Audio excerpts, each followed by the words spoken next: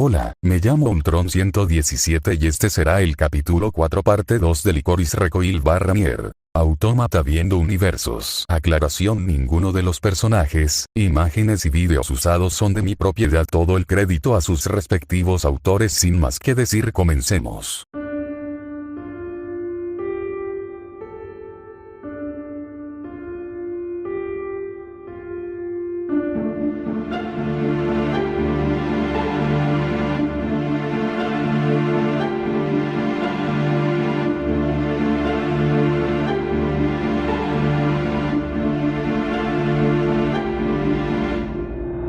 Consumido por mi ego, muchas vidas puse en juego, mucha sangre, siempre riego, el asesino es estratego. Siempre ataco y no demuestro lo contrario, no soy ordinario, soy el asesino legendario. Altair, lucha contra mí y te vas a arrepentir, porque si lo haces no vas a sobrevivir. Nada de lo que te digan es verdad, está permitido y siempre lucharé por la hermandad. ¿Qué quiso decir con eso?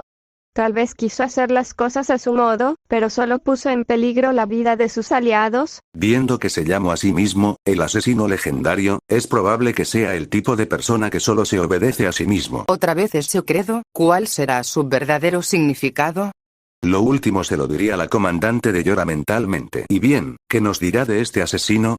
Lo primero, su nombre es Altair ibn Blaad. Este asesino vivió en Siria durante la Tercera Cruzada. Altair quedó huérfano desde que era un bebé, así siendo acogido por la Hermandad de los Asesinos, la cual también formó parte su padre. Así Altair fue entrenado desde pequeño para convertirse en un asesino. Aunque al principio algunos se entristecerían por saber que Altair fue entrenado desde pequeño, otros se enfurecerían por la Hermandad por entrenar a pequeños para convertirlos en asesinos, aunque había ciertas chicas que pensarían que en eso tanto ellas como Altair y la Hermandad le parecían, aunque había una que bajaría la cabeza con tristeza por el mismo motivo, pero por suerte sus amigos la animarían haciendo que volviera a tener su icónica sonrisa. Vaya ironía, aunque son universos y tiempos diferentes, en esos son iguales. Aunque el comentario de Majima enojaría a algunos, no dejarían que los provocarse. ¿Qué más nos puede decir sobre el asesino Altair? ¿También nos explicaría por qué se refirió a sí mismo como el asesino legendario? Bueno, Altair era uno de los mejores asesinos, sin embargo en cierta misión no respetó los valores de los asesinos, los cuales son lo que anteriormente les conté. Así Altair fue derrotado, además que puso en riesgo a sus compañeros asesinos.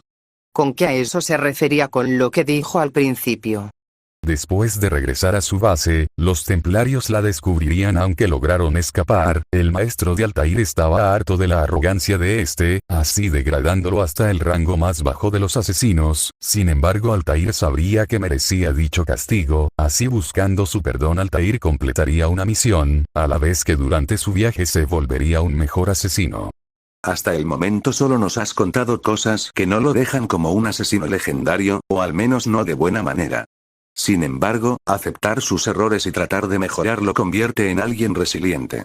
Además que nadie nace siendo experto en algo, sino que se enfoca en aprenderlo y mejorar eso. Tal vez al final que se haya llamado asesino legendario, está más que merecido. Continuando con la historia de Altair, después de dichos acontecimientos descubriría que su maestro era un traidor, por lo que sin otra opción Altair se enfrentaría contra aquel que fue su maestro. Al final el asesino lograría derrotarlo. Es una pena que haya tenido que acabar con la vida de su maestro.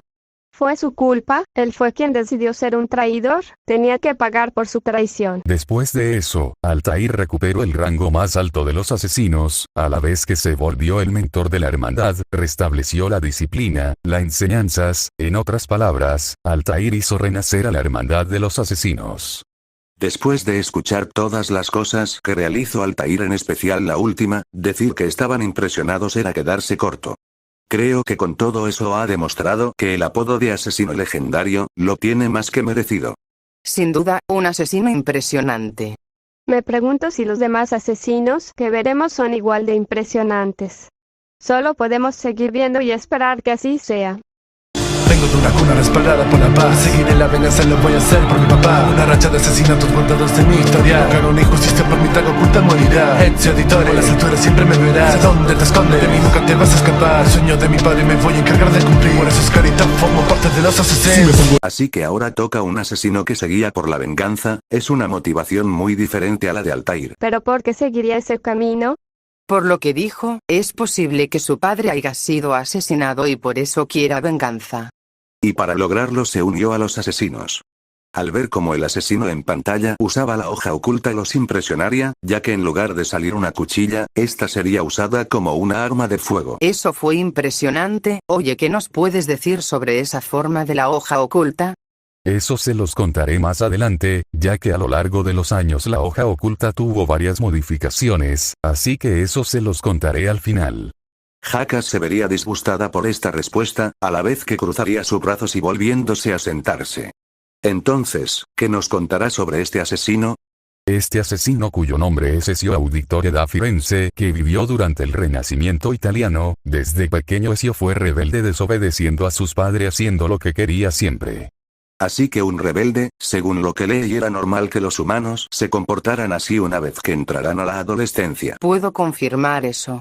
Lo diría Kusunoki mirando a Chisato, quien solo desviaría la mirada mientras silbaba con una gota de sudor. Continuando con la información, un día Ezio se enteró que toda su familia fue arrestada por traición. Buscando la forma de probar su inocencia, encontraría la túnica de los asesinos junto con unos documentos que probaría la inocencia de sus padres. Aunque al principio se verían preocupados, se tranquilizarían al pensar que Ezio lograría rescatar a su familia. Al menos pudo rescatarlos de esa situación. No creo que sea tan fácil. ¿A qué te refieres? Es que si los acusaron de algo tan grave como la traición, debieron tener sus razones. Además que si encontró una túnica de los asesinos, eso puede significar que su familia haya tenido algún tipo de relación indirecta o directa con la hermandad que era enemiga de los templarios. Lo que podría significar que las acusaciones eran falsas y haya algo más detrás del arresto de la familia de Ezio. Las palabras dichas por 9S provocarían que la mayoría tuviera un mal presentimiento, a la vez que llegarían a la misma conclusión. Entonces los culpables detrás del arresto de la familia de Ezio eran los templarios. Todos volverían a ver a Ultron esperando una respuesta. Así es. Esa confirmación los sorprendería, pero no tanto ya que ya se lo venían venir. Sin embargo, esa confirmación también haría temer a algunos ya que tenían una idea no muy linda de lo que pasaría. Así Ultron continuaría con la explicación.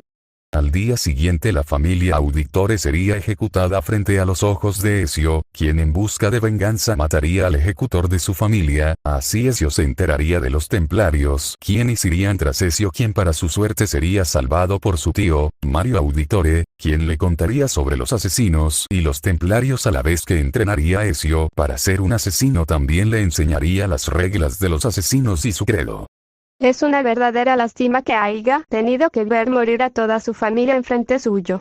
Entonces, si se debió a que su padre fuese asesinado, que se uniría a los asesinos y se guiaría por la venganza. Ezio continuaría como asesino, encargándose de varios templarios. Así, con el paso del tiempo, Ezio tendría una familia con una mujer llamada Sofía Sartor, con quien tendría una hija. Al final, el 30 de noviembre de 1524, Ezio moriría de vejez en un viaje con su esposa e hija. Esa pequeña información conmovería a la mayoría, haciendo que tuvieran una sonrisa con una lágrima al saber que después de todo el sufrimiento que pasó, Ezio pudo morir en paz con su familia. Si me pongo la capucha todo acaba porque soy el mal letal, mortal, mordaz. No vas a escaparte ya que parte de mi arte es el sigilo y te vigilo, con mi filo te domino. Soy nativo de estas tierras y voy a protegerlas. Aquí les trazo el curso y me dio las herramientas. Los templarios caen, se hace la revolución. Es el legado de sangre de rato, Naketo. Al parecer el siguiente asesino estuvo durante la Guerra de la Independencia estadounidense. Por sus palabras, he de suponer que era de origen nativo americano. Entonces es normal que se uniera a los asesinos para defender su hogar. Además, muy posiblemente los templarios se vean involucrados en esto. Ratonake. Tono Connor Kenway fue concebido por la unión de Aitan Kenway de origen británico y Kanieti, y O de origen nativo americano. Varios se verían conmovidos por el origen de Connor ya que les recordó a una historia romántico. Continuando con la información, cuando era niño, un templario fue a la aldea de Connor, quien sería noqueado. Cuando este despertaría, vería como su aldea era quemada y con ella todos sus habitantes junto con la madre de Connor. Eso horrorizaría a algunos, mientras que a otros los haría enfurecer. Maldito. ¿Dónde estaba su padre? Más importante, ¿por qué harían algo así? Su padre estaba en otro lugar lejos de ahí. El por qué fue por orden de alguien más. Los más probables que fue orden de uno de los altos mandos de los templarios. ¿Qué fue de Connor después de eso? 9 años después Connor se uniría a los asesinos bajo la tutela de un ex asesino llamado Achilles Davenport. Después de un tiempo Connor se uniría formalmente a los asesinos. En una de sus misiones era proteger a George Washington ya que los templarios planeaban acabar con su vida. Eso es impresionante. Sin duda es impresionante que se topen con figuras históricas. Y díganos qué pasó después. Connor durante su misión se toparía con su padre, quien resultó ser un templario. Eso sí que impactaría a los invitados sin saber qué decir a excepción de cierta chica. Eso sí que es un giro inesperado. Un hijo asesino y un padre templario, esto se pondrá más interesante. A pesar de eso padre e hijo deciden aliarse temporalmente, esto hasta que Connor se enteraría que Washington planeaba echar a las tribus nativas ya que eran aliadas de los británicos. Sin embargo Connor lograría detener esto. Después de haber salvado a su gente, este pensaría en convencer a su padre para que dejara a los templarios y se uniera con él. A pesar de haber salvado a su gente, veo muy poco probable que logre convencerlo de dejar a los templarios. En especial si sus ideales son muy diferentes. En eso tienen razón, los dos al ver que ninguno va a cambiar de bando ni de ideales, se ven obligados a enfrentarse uno al otro, teniendo a Connor como ganador así asesinando a su padre. Varios se verían entristecidos al saber que Connor mató a su propio padre, preguntándose algunos, ¿cuántas vidas más cobrará esta guerra entre asesinos y templarios? Pero también, habrá más casos como el de Connor y su padre, donde familiares tendrán que enfrentarse por pertenecer a diferentes bandos. El capitán que domina los mares, nadie para a este perro salvaje, saltando entre barcos con abordaje, corran apenas empieza este viaje. Ten cuidado cuando mis manos sostienen el timón. Pirata asesino que entra en acción. Vamos a asaltar y a saquear un galón español, y cortar, incluso disparar cañón. Mira, Taquín es un pirata, un verdadero pirata, como el de las historias y películas. Lo diría Chisato con estrellas en sus ojos mientras agitaba a Taquina, la cual trataría que la soltara. Por lo que tengo entendido, los piratas no son aquellos que robaban y mataban a todas las personas en su camino. Así es como normalmente se pintan, pero parece que este no es el caso. ¿Qué nos puede contar sobre este pirata asesino? Edward James Kenway fue un corsario británico nacido en Gales que se convirtió en pirata. Además de vivir durante la era dorada de la piratería, este le quitaría su túnica a un asesino que mató. Después de dichos acontecimientos Edward se encontraría con un hombre llamado Adewale, así después los dos se volverían miembro de la hermandad de asesinos. Además que Edward fue el padre de Aitan Kenway y a su vez el abuelo de Ratonake, Tono mejor conocido como Connor. Al saber que Edward era padre y a su vez abuelo del asesino y templarios anteriormente vistos los sorprenderían. Primero vimos al hijo y al nieto y ahora al abuelo, es curioso en cierto punto. Es como ver una precuela después del final de una saga. Edward seguiría como asesino por un tiempo, así después un tiempo Edward se retiró del servicio activo de asesino para centrarse en criar y entrenar a su hijo Aitan Kenway en las costumbres de los asesinos. Sin embargo, en 1735, fue asesinado en la finca de su familia por mercenarios al servicio del gran maestro templario Reginald Birch, que buscaba adquirir el diario de Edward, a su vez que Birch también aprovechó la muerte de Edward para adoctrinar a Aitan en la orden templaria. A pesar que tuvo ese final, dejó una huella admirable en la historia de los asesinos. Un pirata que dejó el oro y decidió ayudar en los asesinos en su busca de la libertad, sin duda admirable.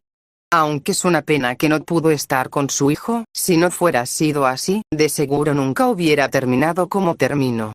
Es probable, pero no se puede hacer nada, como dijeron esto pasó en el pasado ni mucho menos nosotros podemos hacer algo al respecto. Todos sabrían que A2 tendría razón, por lo que solo continuarían viendo. Me quitaron los derechos, pero yo seguí derecho y de hecho no sucumbí que me tratarán con desecho de mirar atrás, pues la vida digna está delante, así que no duden en zarpar, me voy a llamar igual. Las personas asesinan para que su causa viva, esa misma causa yo también voy a perseguir, voy a llegar hasta donde lo permita la corriente, si tras de mí se encuentra corriendo la muerte. Al ver el siguiente asesino dos cosas pasaría, 1, algunos bajarían la cabeza por ver y escuchar las palabras que diría el asesino y 2 notarían de quién se trataba. Este es el otro asesino que estaba con Edward, ¿no es así? Pero el de como inicio no es nada agradable. Pero, ¿por qué dice que le quitaron los derechos y estaba en una jaula? Eso es porque Adewale fue tratado desde su nacimiento como esclavo, trabajando en una plantación de azúcar. Eso haría enfurecer a los de Autómata, mientras que algunos de Licorice se entristecerían. Son unos malditos. ¿Pero por qué harían algo así? Lastimosamente eso era algo muy normal en ese tiempo, mayormente por parte de las personas de piel clara. ¿Pero por qué los trataban así? Mayormente por cuestión de creerse superiores solo por su color de piel. Algo en lo que estaban muy equivocados. Lo diría Fuki viendo cómo Adewale derrotaba a sus oponentes con facilidad, lo que le pondría una enorme sonrisa. A la vez que Chisato miraría a su maestro con una cara de preocupación, Mika lo notaría pero solo le pondría una sonrisa mostrándole que no tenía nada de qué preocuparse. Además de luchar por los objetivos de los asesinos, parece que también lucha para liberar a su gente de la opresión, es admirable. ¿Qué más nos podría decir sobre este asesino, no, sobre Adewale? Aunque Adewale permaneció junto con Edward como pirata durante un tiempo, los dos se separarían siendo Adewale quien se uniría a los asesinos primero, ya que se sentía atraído por sus valores y principios, así además de ser asesino también sería un liberador. Esa información haría que todos sintieran admiración y respeto por Adewale. El señor Adewale es increíble. Una persona admirable sin duda. Sin embargo en 1751 Adewale sería asesinado por un asesino traidor que se había unido a los templarios que además venía acompañado por Aitan Kenway. Eso entristecería a los presentes por saber que un hombre al que ellos consideraban admirable e increíble encontraría su final a manos de un ex compañero, sin embargo saber que alguien traicionó a la hermandad los haría enfurecer. Es una verdadera lástima que tuviera ese final. ¿Pero por qué traicionaría a la hermandad? Eso no importa, por su traición debe pagar el precio. 2B cálmate. Se lo diría 9S a su compañera, ya que las palabras dicha por esta, las había dicha con una voz alzada y con un tono enfurecido. La casúa de la tradición del asesino se debió a dicho acontecimiento que tuvo con los asesinos, además que se empezó a cuestionar las acciones de los dos bandos y se empezó a preguntar cuál bando era el correcto. Si quieren saber más vean a la pantalla, ya que será el siguiente en salir. Así en busca de respuestas verían a la pantalla queriendo saber quién fue el traidor y aquel que asesinó a Adewale. Cormac, aquel que abandonó sus normas por las que de verdad importan. Ya no me asombra, ni aunque vengan flotas enteras, ni Morrigan les volteará las tornas. Con 4 cañones a tiro, en cualquier objetivo. Si para matarte motivo, no hay forma de salir vivo. Voy a demostrar que nada de lo que hablan es verdad. Y si es para eliminarlos, todo está permitido. Así que este fue el traidor de la hermandad, es interesante. ¿Qué nos contará sobre él? Shay Patrick Corman, al igual que otros asesinos, fue criado bajo la doctrina de la hermandad, sin embargo sería en una misión la cual tendría como víctima a varios civiles, que Patrick se empezaría a cuestionar las acciones de los asesinos. Ahí sería cuando Patrick también decidiría traicionar a la hermandad de los asesinos. Así que se debió a una misión que salió mal, lo que motivó a Patrick a cambiar de bando. ¿Pero qué tan grave fue esa misión para que hiciera lo que hizo? Entonces, ¿qué fue lo que hizo el humano Patrick una vez que se unió a los asesinos? Al principio Patrick realizaría misiones para un templario llamado George Monroe. Con cada misión Patrick se ganaría la confianza de George, así cuando este moriría le daría su anillo que lo identifica como un templario. Así después de una iniciación oficiada por Aitan Kenway, así una vez unido a los templarios Patrick junto con Aitan acabarían con Adewale junto con más asesinos que eran compañeros de Patrick. La sala estaría llena de emociones mixtas, enojo, tristeza, incluyendo reflexiones, por la decisión de Patrick, la vez que algunos se preguntaban cuál es el bando correcto o tan siquiera hay un bando correcto en esta lucha. Para terminar con la historia de Shay Patrick Corman, Patrick fue a París para acabar con un asesino llamado Charles Dorian, en donde tendría éxito. También les diré que recuerden el apellido Dorian ya que será importante. Lo último dicho por Ultron confundiría a los presentes, porque les diría que recordarán un apellido, pero decidirían observar y esperar saber por qué les dijo lo dicho. Seré la ley que nunca me ayudó, seré la cura, esa es mi misión. Bombo Jack, revolución, asesinos, pero en unión. Haré lo que es en su momento dictaré, un papel para que nunca audicione. Que fuerza de este pueblo levanté, por eso todos gritan libertad. Cuando verían el nombre del siguiente asesino, rápido entenderían por qué Ultron les dijo que recordarán el apellido Dorian. Por lo que nos dijiste y por el nombre mostrado, he de suponer que este asesino es pariente de Charles Dorian. Exactamente, Arno Dorian es el hijo de Charles Dorian. Cuando era un niño presenció el asesinato de su padre, como ya saben, a manos del ex asesino Shea Patrick Corman. Varios sentirían pena hacia Arno al ver que tuvo que sufrir la pérdida de su padre siendo solo un niño. ¿Y qué fue de Arno? ¿Se quedó solo? Después de dicho suceso, Arno sería adoptado por Francois de la Serre, padre de la amiga de Arno, Elise. Al menos no estará solo. 13 años después Arno recibiría una carta para Francois, sin embargo esa misma noche dicho señor sería asesinado, siendo tomado a Arno como el responsable de dicho asesinato, así llevándolo a la prisión. Varios se verían sorprendidos por lo contado, volviendo a sentir pena por Arno al saber que este volvió a perder al hombre que lo cuidó, a la vez al saber que fue inculpado por dicho acontecimiento. Primero a su padre y ahora al señor Francois, no es justo. ¿Pero por qué lo asesinarían? Hay algo más detrás de todo esto que un simple asesinato. ¿No nos vas a explicar? Esas respuestas se les serán reveladas más adelante, de mientras continuando con la historia de Arno, estando en prisión conocería a un hombre llamado Pierre Bellet, quien era un asesino además de haber conocido al padre de Arno. Entonces fue gracias a ese tal Pierre que Arno se uniría a los asesinos. Además, debido a lo que dijo al principio del rap, tal vez vio la oportunidad de hacer justicia por el señor Francois al convertirse en asesino. Además de que también dijo revolución, ¿acaso Arno vivió durante la Revolución Francesa? Contestando tu pregunta, Jacas, así es, fue gracias a Pierre que Arno se uniría a la hermandad de los asesinos, no sin antes descubrir que tanto como el señor Francois al igual que su hija eran templarios. Y contestando tu pregunta, Mika, también acertó, Arno vivió durante la Revolución Francesa. Eso sí que tomaría por sorpresa a los invitados, al vez que empezarían a atar cabos. Eso explicaría por qué asesinaron al señor Francois. También dejando obvio quién fue el verdadero asesino. Bueno, al menos la parte del bando culpable, aún deja la duda sobre la identidad del asesino. Sería bastante curioso que el culpable hubiera sido Pierre. Bastante curioso a mi parecer. No creo que fuese algo tan obvio como eso. De hecho, ese dato me recuerda el caso del asesino Conor Kenway. De hecho, sí se parecen un poco, un padre templario y un hijo asesino. Creo que nos estamos desviando del tema principal, que fue lo que pasó con Arno después que se uniera a los asesinos. ¿Es cierto? ¿Acaso se enfrentó contra Elisa al enterarse que ella también era templaria? Eso preocuparía a algunos, por pensar que Arno se enfrentaría de inmediato contra aquella niña con la que se crió y aquella que junto a su padre le brindaron un hogar. De hecho no, Arno no iría contra Elise, iría a asesinar a todos los templarios en Francia, quienes a su vez habían sido los verdaderos culpables del asesinato de Francois, ya que cierto templario quería tomar el puesto que le pertenecía a Francois. Eso aunque tranquilizaría a los invitados, o al menos a quienes les preocupase, al escuchar lo siguiente los enfurecería, al saber que no fueron los asesinos quienes mataron a Francois, sino que los culpables fueron sus mismos compañeros. Incluso son capaces de matar a sus propios compañeros solo por poder, no tiene honor. Varios estarían de acuerdo con las palabras dichas por A2, al igual con un poco de enojados. Creo que Patrick se equivocó de bando, jajaja. Continuando con la información sobre Arno, iría tras el verdadero asesino de Francois, así matándolo, además que convencería a Elise de formar una alianza con los asesinos. Sí, una nueva aliada.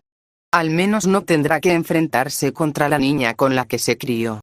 Para terminar con esta historia, Arno junto a Elise detendrían a un templario llamado Francois Thomas Germain, que tenía como propósito desestabilizar Francia. Menos mal que lograron detenerlo. Entonces Arno y Elise siguieron trabajando juntos. No fue así, debido a que en la lucha final, Elise terminó falleciendo en brazos de Arno, quien la sepultaría al lado de su padre. Varios se verían entristecidos tras la noticia del fallecimiento de Elise, así guardando un minuto de silencio en su honor. Jacobs, miedo por las calles del hotel. Que logre mal lograr alojar mi nombre. Todo un hombre que ganarás al estilo Campara. Que me dejes sordo ya, más vi las cosas tan claras. Se esconden con determinar en mi guerra. Condeno con destreza, condesarán en Inglaterra. Te encontres contra mí he vencido. Que asesino ves el hilo contra el filo de asesinos. Con solo verlo y escucharlo veo que es alguien que va directo a la acción sin tener un plan. Eso solo pondrá en riesgo a sus compañeros y su misión, igual que con Altair. Entonces esperemos que al igual que con Altair, este asesino también madure y sea un mejor asesino.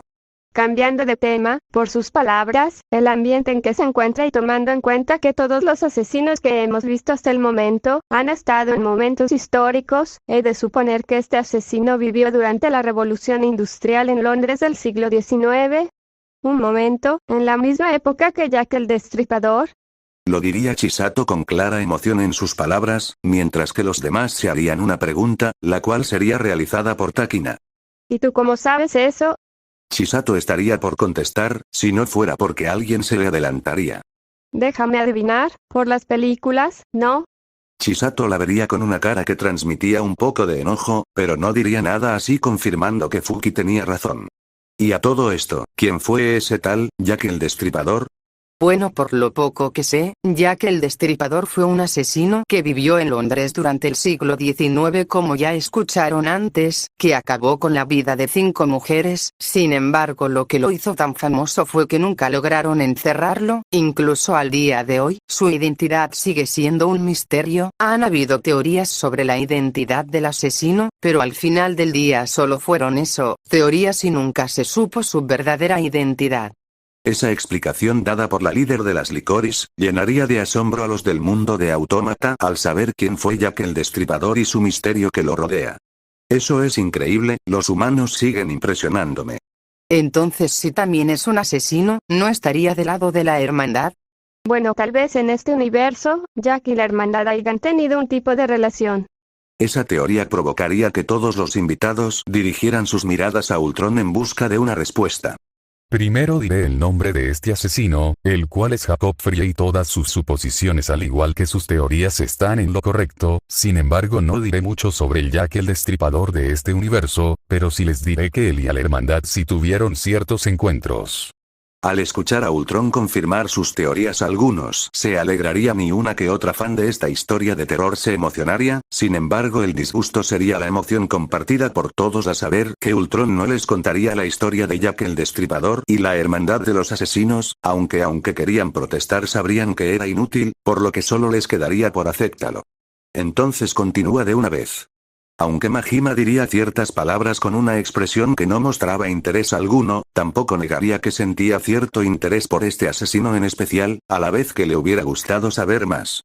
En este tiempo los asesinos se vieron muy debilitados, provocando que los templarios liderados por Crawford Starrick estuvieran al borde de conquistar Londres, por lo que un asesino llamado Henry Green llamaría al par de asesinos gemelos Jacob y Frie para que los ayudara.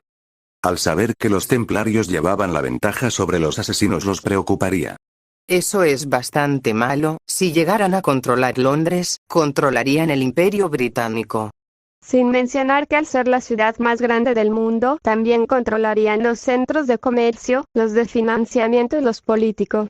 La aclaración dicha por las dos, haría que aquellos que no entendían la gravedad de la situación la entenderían, haciendo que se preocuparan aún más. Deben detenerlos urgentemente. Si los templarios llegaran a controlar todo Londres, de seguro estarían más cerca de cumplir su objetivo, cualquiera que sea. Solo nos queda confiar en que los gemelos Frie lograran detenerlos. En cierto, nos dijiste que Jacob está acompañado por su gemela Evie, ¿qué nos dirás de ella? Por el momento nada, luego les contaré su historia por separado, ya que aunque lucharon juntos cada uno tuvo misiones y papeles en esta lucha. Lo que sí les puedo decir, es que los dos fueron criados para ser asesinos por parte de su padre, quien también era un asesino. Otra cosa es que Jacob es el hermano menor, y una gran diferencia, es que mientras Evie era estudiosa, además de pensar mejor las cosas y elaborar planes, Jacob era todo lo contrario, rebelde, un asesino que va directo a la acción. Esos datos le sacaría una pequeña risa a los presentes, por saber los diferentes que eran a pesar de ser gemelos. Vaya que si son diferentes, de hecho me recuerdan a ciertas chicas que conozco. Con eso dicho, Mika dirigiría su mirada a un par de Licorice, provocando de una tuviera una risa nerviosa con una gota de sudor, y la otra, pues tendría su típica mirada seria. ¿Y qué fue lo que hizo Jacob por su parte? Jacob planeaba que para equilibrar la balanza, crear una pandilla callejera de los asesinos llamada los Rogues, aunque Evie quería mejor aprender más sobre los templarios y no ir de frente. Está siendo demasiado confiado. Como si no fuese consciente de su posición actual y ni de sus enemigos. Continuando con las acciones de Jacob, este descubriría una bebida que provocaba que las personas perdieran la voluntad. Jacob detendría esto al mismo tiempo que decidiría tomar el control del transporte de la ciudad, detener las finanzas de los templarios y a la vez que también detendría parte del control político de los templarios en Londres. Varios quedarían impresionados por las acciones hechas por Jacob. Wow, a pesar de su actitud sí que supo cómo poner la balanza a su favor. Debo admitir que fue impresionante por parte de Jacob saber cómo debilitar a los templarios. Varios estarían de acuerdo con las palabras dichas por la comandante, al igual que estarían impresionados por parte de las acciones hechas por Jacob. Una sombra corre encima de un tren a vapor. No te escondas, que pierdo la paciencia por favor. Y respondan, nada va a solucionar su error hasta que caigan sus cabezas por el hormigón. Pues ese es mi don, con solo un bastón parto tu mentón, matón del montón, parto como cartón a quien esclaviza el pueblo, pues de Londres somos protección. Ahora es turno de la mayor. Lo diría Chisato con claro entusiasmo en sus palabras, aunque no sería la única. ¿Qué hazañas nos contará por parte de la Frie mayor? Primero, ella sería Frie la mayor de los gemelos Friede y como respecto a sus hazañas como asesina, de mientras que Jacob hacía lo que les conté, Evie por su parte obtendría información sobre Crawford y su compañera Lucia Thorne, la cual sería asesinada por Evie. Esta también evitaría una crisis financiera en Londres. Así los dos, después de dichas hazañas, los dos se reunirían para acabar con Crawford, quien planeaba acabar con la reina de Inglaterra. Eso alarmaría a los presentes, no queriéndose imaginar el poder que tendrían los templarios si Crawford obtendría éxito en su misión. Pero Jacob y Evie lograron detenerlo, ¿no? Así es, Jacob, Evie acompañados por Henry, lograrían acabar con Crawford a su vez, que los tres serían nombrados caballeros honorarios de Inglaterra. Al saber que los asesinos tendrían éxito en su misión, los tranquilizaría, los alegraría y uno cuantos los emocionaría al saber que estos fueron nombrados caballeros. Sin duda los hermanos Frie y el asesino Henry, fueron personas extraordinarias. Son increíbles, además de asesinos, también fueron caballeros. Todos los asesinos que hemos visto han sido extraordinarios y dignos de admiración. O al menos la mayoría. Eso haría que algunos recordaran a Shay Patrick Corman, poniendo una cara de disgusto, pero decidirían ignorarlo y seguir viendo, entusiasmados por saber quién sería el siguiente asesino que se mostraría. Atravieso cada túnel, soy un asesino excelente. Soy Bayek, cuando se encuentra la luna por caer, la muerte se caerá sobre mis rivales. Que le recen a la muerte, dioses como Anubis. Se enfrente conmigo mejor que Cobra. Saco la navaja para rebanar su cuello y después en los jeroglíficos anotaré su historia. Cuando volverían a ver a Bayek, una sonrisa se vería en la cara de la gran mayoría. Sin embargo, en algunos dicha sonrisa estaría mezclada con un toque de tristeza, ya que tampoco olvidarían la razón principal por la que Bayek junto con su esposa Aya fundaron la hermandad en primer lugar. Igual de increíble que como cuando lo vimos la primera vez. Sin duda fue impresionante. Pensar que él junto a su esposa fundarían una orden que existiría durante siglos, es algo digno de elogio. Sin mencionar que además tendrían papel en la gran mayoría de momentos históricos, impresionante. Una persona digna de respeto y admiración, dejar un deseo personal, para reemplazarlo por la libertad de todo el mundo. Sin duda este humano ha dejado su huella en la historia de la humanidad.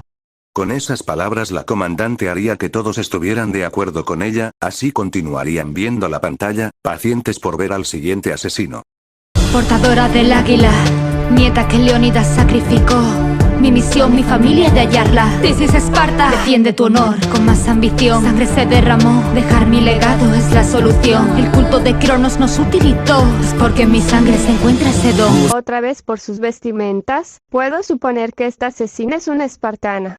¿Pero a qué se refiere con portadora del águila? Tal vez sea igual a la águila, Senú de Bajet. ¿Es nieta de Leónidas?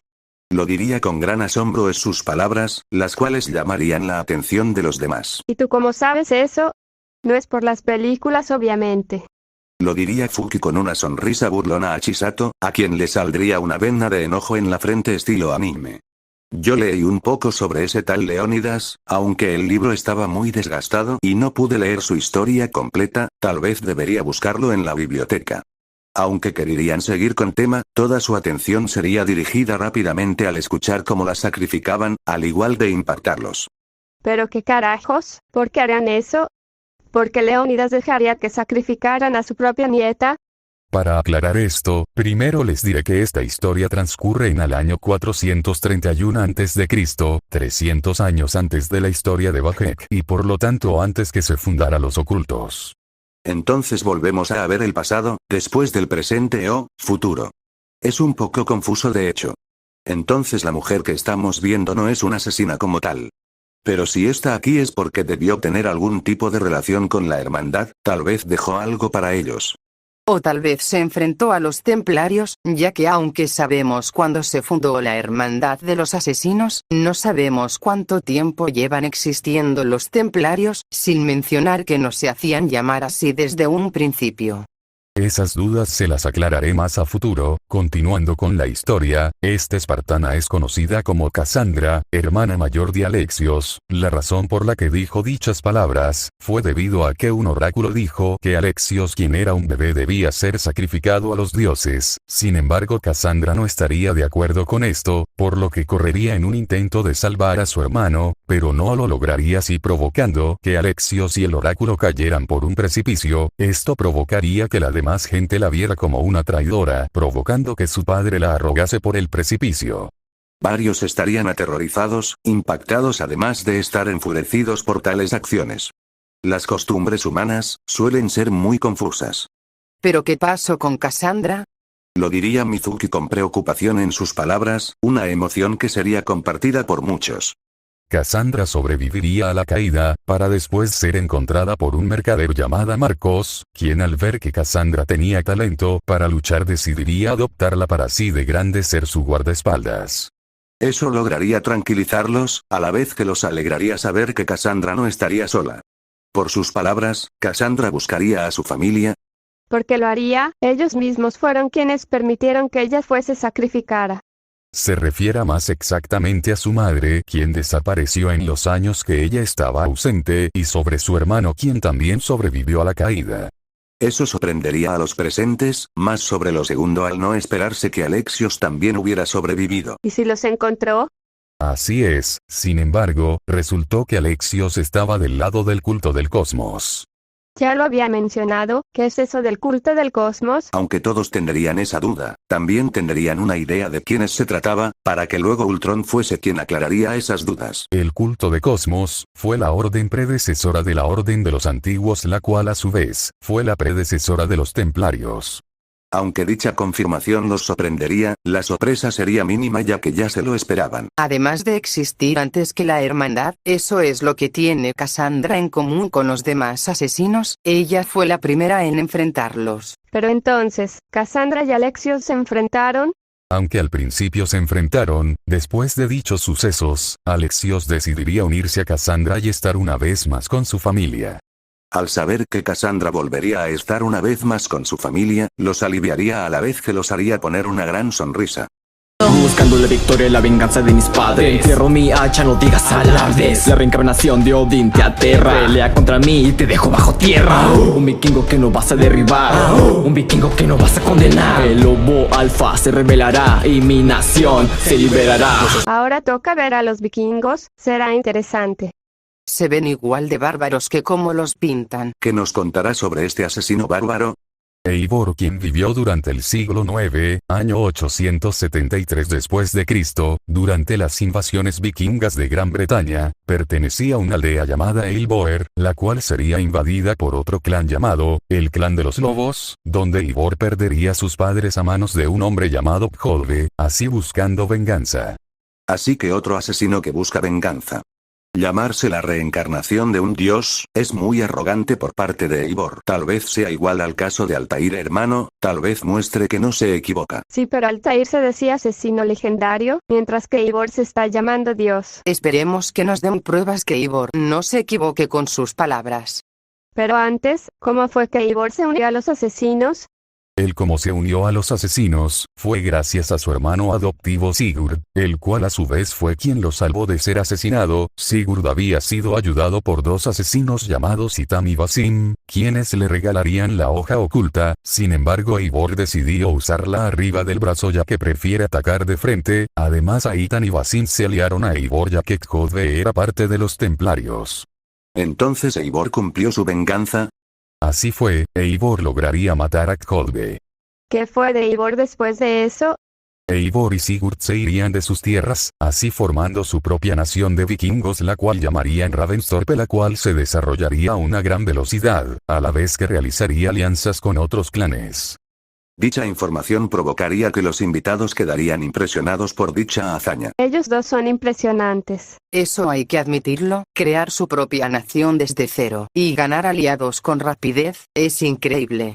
Eivor seguiría con su vida vikinga, además de seguir trabajando con la hermandad. Así hemos terminado con la historia Eivor y pasamos al último asesino de esta lista.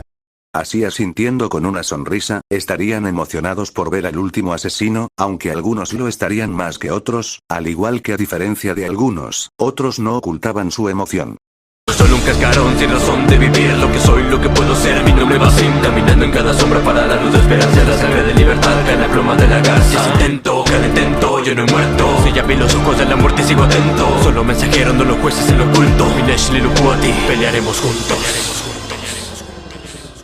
Otra vez vemos a un asesino del cual ya habíamos escuchado su nombre, jajaja, esto sí que es entretenido. He de suponer que a diferencia de los asesinos anteriores que eran parte de la hermandad desde un inicio o tenían un conocido que formaba parte de esta, este asesino Basim, ¿era originalmente un ladrón?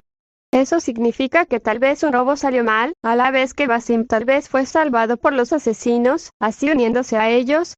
O tal vez Basim le robó algo a los asesinos sin saber quiénes eran, por lo que los asesinos se impresionaron de su habilidad de ladrón, así pidiéndole que se uniera a ellos. También depende de qué tan buen ladrón era.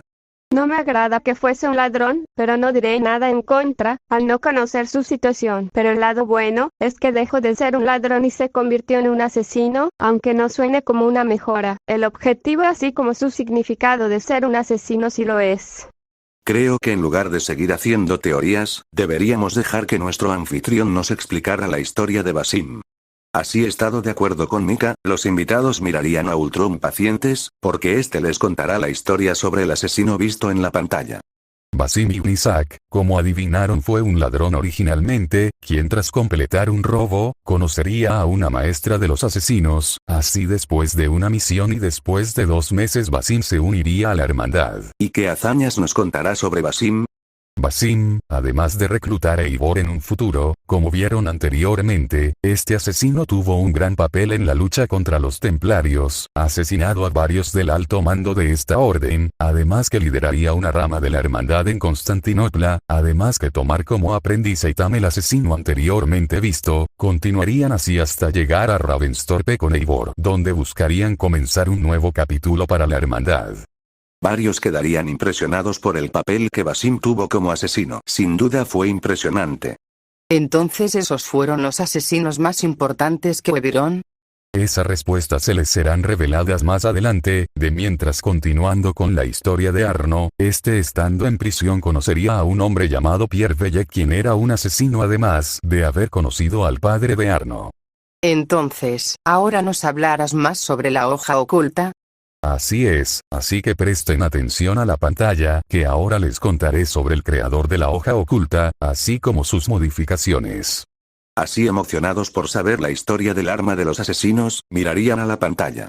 Su creador fue un hombre llamado Darío, que creó la hoja oculta para asesinar al rey Jerjes I de Persa, además que originalmente se usaba en la parte superior del brazo, al igual que lo haría Eivor. Bueno, creo que era obvio que su propósito al crearla iba a ser el asesinato. Y para poder pasar desapercibidos, Bajek, al igual que la mayoría de los asesinos, decidieron usarla en la parte inferior del brazo. Eso fue gracias a Aya, ya que ésta le daría la misma hoja oculta de Darío, además de colocársela en la parte inferior del brazo. Sin embargo, como la hoja oculta fue diseñada para llevarse en la parte superior, Bajek terminaría por cortarse el dedo anular. Cuando cometió un asesinato, esto pasaría a ser la iniciativa a la unión a la hermandad de asesinos, una forma de mostrar a tu compromiso con la hermandad. Varios harían una mueca de dolor, al escuchar cómo era la iniciativa a la hermandad. Es como la unión a una secta diabólica. Solo que en este caso, solo pierde un dedo, o 2 si usas 2 hojas ocultas, mientras que en el otro caso, matas a alguien o haces algo horrible y perturbador. Pero eso no los perjudicaría. ¿Por qué lo haría? porque así los templarios sabrían quién era un asesino, solo haría falta ver si les falta el dedo anular y listo, asesino a la vista. Pero no sería el mismo caso con los templarios. No lo creo, ya que por lo que nos contó esa máquina. Lo diría a dos, dirigiendo su mirada a Ultron, la cual transmitía una gran furia, además de ganas de cortarlo en miles de pedazos, aunque también la tendría dos mujeres más de Yora, aunque una más tranquila que las otras dos. Cuando ese tal Patrick Corman se unió a los templarios, solo le dieron un anillo, el cual fácilmente se puede cubrir con un guante. Eso sí que es un gran punto en contra para los asesinos. Los asesinos no hicieron nada para recompensar ese punto en su contra. Así fue, ya que Ezio junto con Leonardo da Vinci, quien fue un leal aliado de la hermandad, además de un gran amigo para Ezio, lograría crear una versión de la hoja oculta que no necesita el sacrificio del dedo anular, además de agregarle veneno a las hojas ocultas y un gancho para desplazarse libremente. Varios se verían asombrados y impresionados por dichas mejoras, pero la más emocionada sería Jacas, la cual seguiría preguntando respecto a la hoja oculta. ¿Y qué hay donde se vio a Ezio usando un arma de fuego donde va la hoja oculta? Jacas, cálmate un poco. Ese fue el cañón oculto, el cual también fue creado por Da Vinci, gracias a las investigaciones de Altair. Es increíble. Esa sería una buena añadición al arsenal de las Licoris, aunque sería mejor si le pusiéramos un silenciador. Me sigue gustando la versión original, aunque sin la parte de perder un dedo. ¿Que no hay una versión que no sirva para matar? Niña, literalmente son asesinos, ¿para qué necesitarían una hoja oculta que no sea para matar? De hecho, sí hay una versión de la hoja oculta que no es para matar. ¿Es una broma? Esta hoja oculta, en lugar de tener una hoja de acero, tiene un taser eléctrico que se activa al hacer contacto con la piel, así aturdiendo a su víctima. Esa hoja quedaría a la perfección contigo, Chisato. Se lo diría Mika a Chisato con una clara sonrisa, la cual Chisato le correspondería, a la vez que le diría. Estoy totalmente de acuerdo con usted, maestro. Esa actitud típica de Chisato, provocaría que sus amigos pusieran sonrisas en sus rostros, en especial a Adam, quien tenía la oportunidad de observar a los humanos todo el tiempo que han estado aquí, al igual que los de Yora, quien podían ver a sus creadores, y aunque a veces no veían a los mejores ejemplos, Chisato siempre les encontraba la forma de sacarles una sonrisa, aunque por desgracia el ambiente alegre sería interrumpido por Jacas, quien una vez más seguiría con sus preguntas, provocando que algunos tuvieran unas gotas de sudor estilo anime, y por parte de su líder, daría solo un leve suspiro ya conociendo a su compañera. ¿Y esas fueron todas las modificaciones, o hubieron más?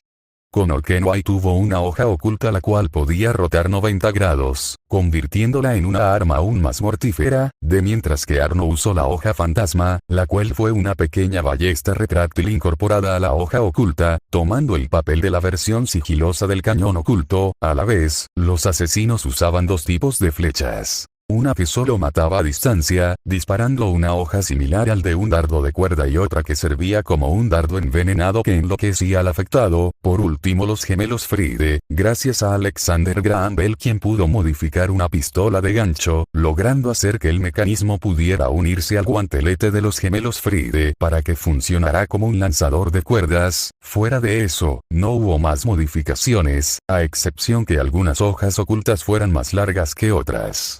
Eso es increíble. ¿Quién diría que solo una hoja de acero tendría tantas variantes? Sin duda la hoja oculta es una de las mejores invenciones que he visto. Sin duda el ingenio humano es algo de admirar.